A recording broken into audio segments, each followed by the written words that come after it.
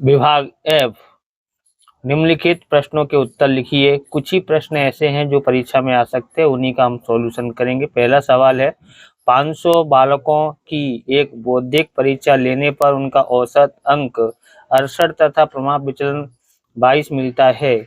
यदि बालकों द्वारा अर्जित अंक प्रमाण्य रूप से वितरित हो तो पहला है 68 से अधिक अंक अर्जित करते बालकों की संख्या ज्ञात कीजिए।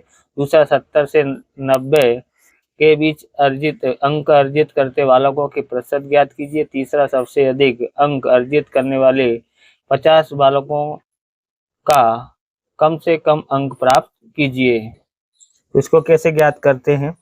सबसे पहले यहाँ पर देखेंगे तो हमारे पास n बराबर 500 है। n बराबर कितना है? 500 है ये, और म्यू बराबर ये 68 दिया है, और प्रमाप विचलन दिया गया है, मतलब सिग्मा बराबर 22 दिया गया है।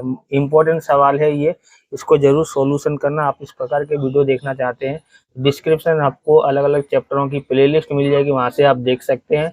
और चैनल पर नए, चैनल को सब्सक्राइब करना, क्योंकि हम इस प्रकार के वीडियो आपके लिए बनाते रहते हैं। सबसे पहले लिखते हैं यहाँ पर 68 से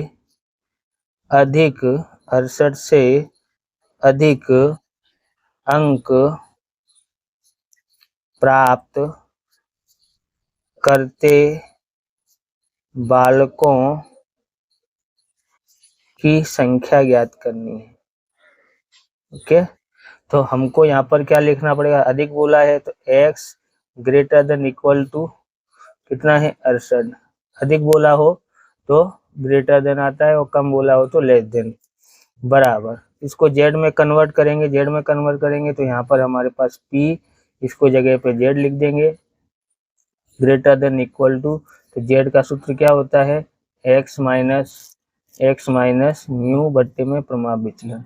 तो x बराबर कितना है यहाँ पर? 68, और प्रमाप विचलन भी 68 है, और सॉरी म्यू बराबर 68 दिया है, और प्रमाप विचलन कितना दिया है? 22 दिया है।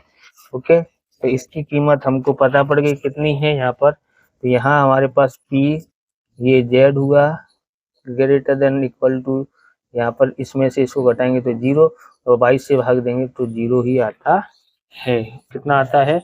22 आता है। उसके बाद हम लोग को क्या करना है?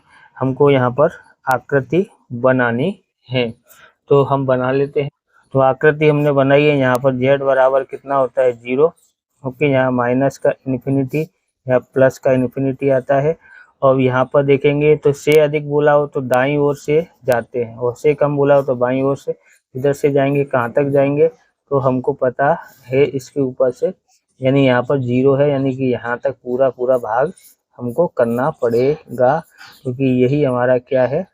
Z1 भी है। ओके, तो हमारा आपको यहाँ पर हो गया। अब आगे करते हैं। तो हमने यहाँ तक बनाया है, क्यों बनाया? क्योंकि इसकी 0 कीमत आई है, इसलिए 0 तक यहाँ पर बना दिया। यानी इसको लिखते कैसे हैं? हम इसको ऐसे लिखेंगे, p, यहाँ पर p कहाँ से? 0 से इन्फिनिटी तक, 0 less than equal to z less than equal to infinity. इसकी संभावना कितनी है? यहाँ से यहाँ तक तो आपको याद ही होगा कितना है? 0.5। ओके, यहाँ से यहाँ तक कितना होता है? 0.5 होता है। अब बालकों की संख्या ज्ञात करते हैं। बालकों की संख्या ज्ञात करेंगे तो n गुणा 0.5, n बराबर 500 है, और 0.5 है, गुणा 0.5 बराबर कितना आता है? 250। बालकों की संख्या कितनी आई है? 250 आई है। तो दूसरा देखते हैं। अब यहाँ पर लिखते हैं दूसरा हमारा, इसका क्या है? 70 और 90 के बीच अंक प्राप्त करते बालकों की संख्या। ओके, अब हमको यहाँ पर आगे क्या करना पड़ेगा? यहाँ लिखेंगे हम लोग p, अंतराल दिया है तो अंतराल हम लिख देते हैं। बीच में क्या लिखेंगे? Less than equal to z less than equal to 90। Okay, हो गया। अब इसको z में कन्वर्ट करेंगे तो p, तो ये 70 है, माइनस x की कीमत 70 है, और म्यू कितना दिया है 68 दिया है और प्रमाप विचलन 22 दिया है। Less than equal to z less than equal to अब कितना दिया है 90 माइनस 68 याद है ना अभी हल किया था। जेड का सूत्र यही है और एक्स माइनस म्यू बट्टे में प्रमाप विचलन। अब यहाँ पर प्रमाप विचलन है 22 तो ये हो गया हमारा। अब हम लोग यहाँ पर ज्ञात करते हैं। कैसे ज्ञात करेंगे तो P इसमें से इसको घटाएंगे तो 2 बट्टे 22 से भाग देते हैं तो हमारे पास आता है 0.091 आता है। कितना आता है 0.091 less than equal to z less than equal to. अब इधर से इसमें से घटाएंगे तो हमारे पास 22 आता है 22 से भाग देंगे तो कितना आएगा 1 आएगा। ओके अब हमको इसका क्या निकालना है आकृति बनानी है। आकृति बनाते हैं तो हमने यहाँ पर आकृति बना ली है। ओके अब ये बोलता है कहाँ से कहाँ तक लेके जाना है इसको तो यहाँ पर देखो यहाँ आता है प्लस का 1 है ना तो ये यहाँ पर 1 आ जाएगा यहाँ पर। ओके यहाँ लिख देते हैं 1 कितना लिखते हैं 1। अब यहाँ पर है जेड बराबर कितना है 0। अब ये क्या है 0.91 यानी थोड़ा जीरो से बहुत थोड़ा ही दूर है तो इसलिए इसको यहाँ लगा देते हैं। यहाँ पर इसकी कीमत यहाँ लिख देते हैं 0.91। ओके यानी ये वाला भाग आच्छादित होता है। अब इसको कैसे ज्ञात करते हैं तो कैसे ज्ञात करेंगे यहाँ वाले भाग में से यहाँ वाला भाग घटाना है। ओके तो इसको लिखने आना चाहिए तो कैसे लिखते हैं हमको ज्ञात करते हैं इसको। यहाँ पर P पहले कहाँ से जाएंगे यहाँ से 0 से 0 less than equal to z less than equal to कहाँ तक यहाँ से यहाँ तक कितना 1 माइनस P अब कौन सा भाग घटाना है तो यहाँ से यहाँ तक का वाला भाग यानी 0 से ये 0.91 तो 0 less than equal to z less than equal to कहाँ से यहाँ 0 से 0.091 आता है 0.091 तक घटा देंगे। अब इसका क्षेत्रफल देखेंगे तो कितना है इसके ऊपर से देखेंगे यहाँ पर 1 हो तो कितना होता है 1 हो तो 34 13 होता है बरोबर 1 हो तो 34 13 तो यहाँ लिख देते हैं 0.34 13 माइनस। तो कैसे देखेंगे इसका 0 है यहाँ पहले 0 दिया है पहला अंक 0 है तो 0 का 9 देखते हैं तो 0 का 9 देखेंगे यानी 0 ये रहा 0.00 है ना ये उसका 9 देखेंगे तो यहाँ पर तो इसका कितना आ रहा है यहाँ पर मिलाएंगे तो 0.0359 कितना आया 0.0359 आता है। अब इसमें से इसको घटा देते हैं तो हमारे पास कितना आएगा इसमें से इसको घटाएंगे तो 0.3054 आता है। ओके अब हम लोग ज्ञात करेंगे बालकों की संख्या तो यहाँ लिखते हैं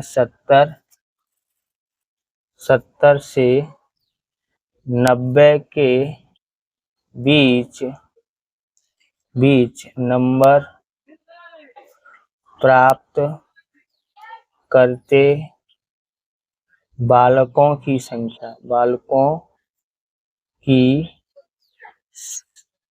संख्या प्रतिशत में ओके बराबर कितना दिया है 0.3054 गुणा 100 तो गुणा करेंगे तो कितना आएगा 30.54% इसका आंसर आता है।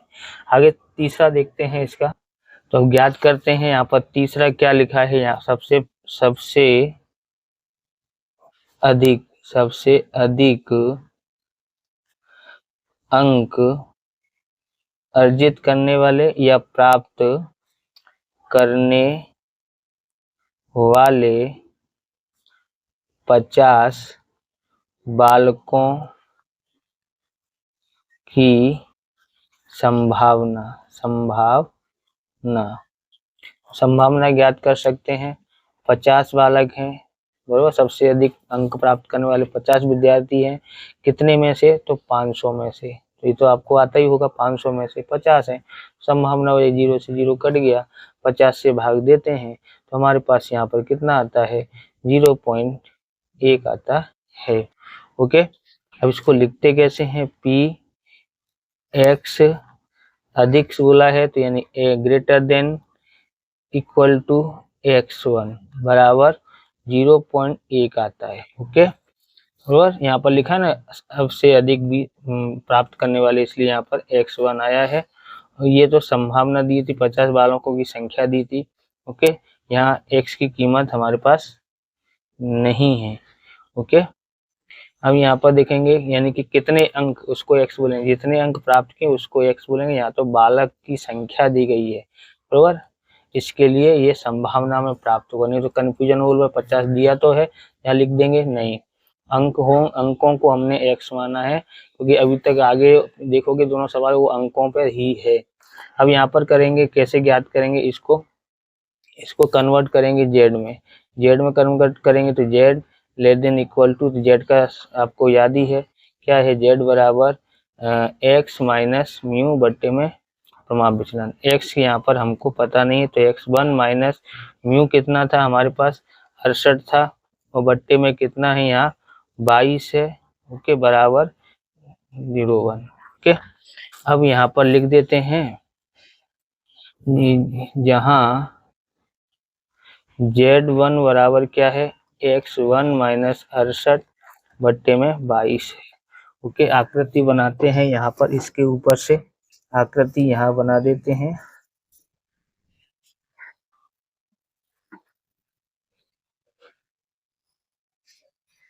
यहाँ बीचा बीच में हम लोग z बना देते हैं, बीचा बीच में आपको यहाँ पर z बराबर 0 है।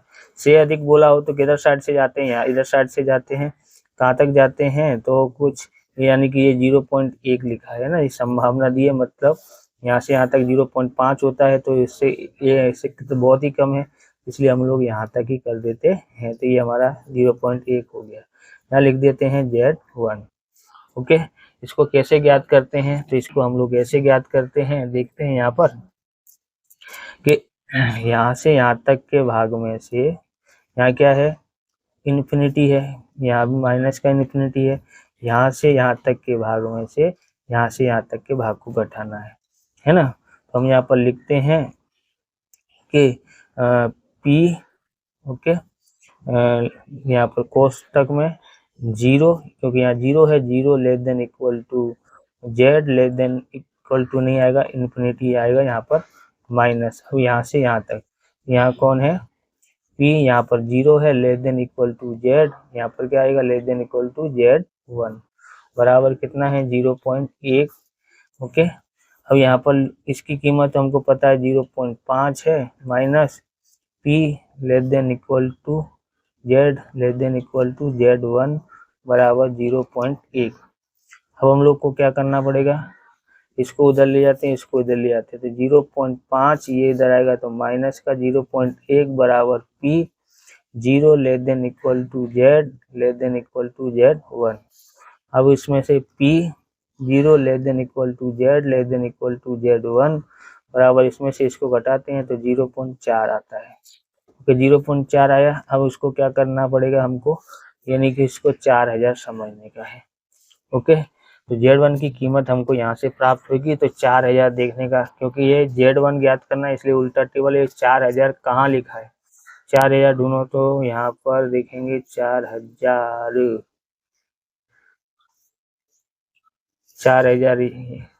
ये 4000 से कम है, ये 4000 से ज़्यादा है। यहाँ पर तो आप लोग देखोगे तो ये थोड़ा करीब है, 4000 के बहुत ही नज़दीक है, ये बहुत दूर है, तो इसको ले लेंगे। वो कितना है 3997 है, पर कहाँ पर है, तो यहाँ पर देखेंगे ये कितना है 1.2 है ना, और ऊपर जाके देखते हैं तो कितना है यहाँ पर 0.08 है।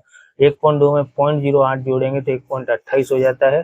यहाँ लिखेंगे Z1 बराबर 1.28 प्लस का है कि माइनस का, तो ये जो है इन्फिनिटी प्लस वाले की तरफ है, इसलिए ये प्लस का होगा, अगर इधर साइड होता है तो माइनस का। Z1 ज्ञात किया। अब Z1 का हमने ऊपर सूत्र लिखा था x1 माइनस 68 बट्टे में 22। ओके, यहाँ पर Z1 की कीमत कितनी है, तो Z1 की कीमत ये रही 1.28 बराबर x1 माइनस 68 बट्टे में 22।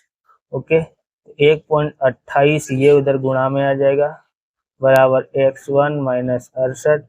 अब यहाँ पर इसका गुणा कर देते हैं, गुणा कर देंगे तो कितना आता है, इन दोनों का गुणा करेंगे तो 28.16 आता है, इसको इधर ले आते हैं तो प्लस का 68 हो जाता है बराबर x1। इस तरह से x1 बराबर कितना आता है, दोनों को जोड़ते हैं तो हमारे पास आएगा यहाँ पर 96.16। मतलब है ये इसको क्या करेंगे, मतलब 96 नंबर के आसपास। अगर 5 होता, 50 होता या 5 से ज़्यादा होता इधर, तो हम लोग 97 भी लिख सकते थे। तो यहाँ पर लिखना क्या है, लिखेंगे 50 बालकों के कम से कम नंबर 96 होगा, बराबर। इस तरह से ये वीडियो पूरा होता है। अगर आपको हमारा वीडियो अच्छा लगे तो लाइक करें, शेयर करें, कमेंट करें, चैनल पर नए चैनल को सब्सक्राइब करें। मिलते हैं नेक्स्ट वीडियो में। जय हिंद, जय भारत, वंदे मातरम।